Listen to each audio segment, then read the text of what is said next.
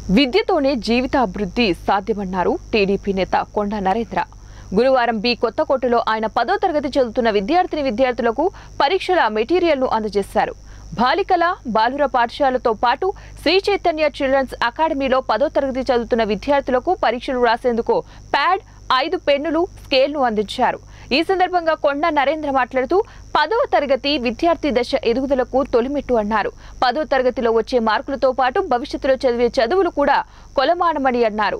సమాజంలో ఉన్న రుగ్మతులను పోగొట్టడానికి మనకున్న ఏకైక మార్గం విద్య మాత్రమే అన్నారు.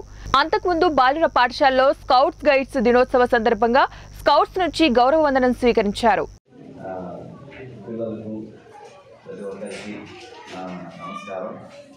ఇక్కడికి రావడం నాకు చాలా సంతోషకరం. మీ మాదిరిని ఒక 40 ఏళ్ల క్రితం మీ మాదిరి స్కూల్లోనే కూర్చునేవాడిని.